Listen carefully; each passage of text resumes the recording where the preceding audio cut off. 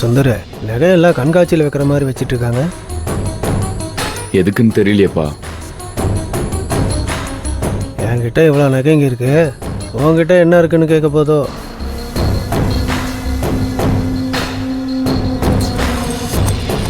எனக்கு என்ன தோணுதுன்னா, இந்த அம்மா காயத்ரியை கட்டிக்கிட்டா உனக்கு ஏதோ வரதட்சணை கொடுக்க போகிறாங்கன்னு நினைக்கிறேன். அதுக்கு தான் இந்த நகையெல்லாம் எடுத்துகிட்டு வந்து வச்சிருக்கு.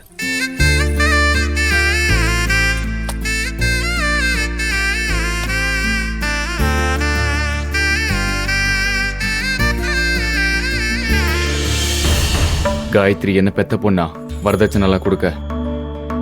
காயத்ரியை பெத்த பொண்ணு மாதிரி தானே பார்த்துக்கிறாங்க, அதனால் கொடுக்க வாய்ப்பு இருக்குடா. ஆதிசங்கரி மோசமானவங்கப்பா. எந்த நேரத்தில் என்ன பண்ணுவாங்கன்னு யாருக்கும் தெரியாது. இவங்களை நினைச்ச எனக்கே ஒரு பக்கம் பயமா தான் இருக்கும்.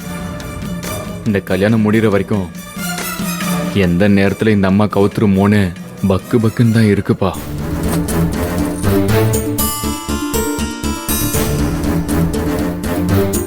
அதெல்லாம் எதுவும் நடக்காதுடா. காயத்ரியை அந்த அம்மாவுக்கு ரொம்ப பிடிக்கும், அதனால அவளுக்கு பிடிச்சவங்களையும் அந்த அம்மாவுக்கு பிடிக்கும். உனக்கோ நமக்கோ எந்த ஆபத்தும் வராது.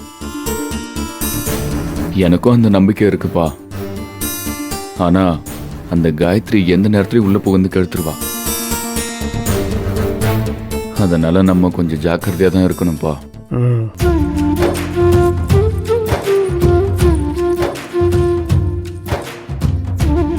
நீ கவலைப்படாத. சரி வா, போய் என்னன்னு பார்ப்போம்.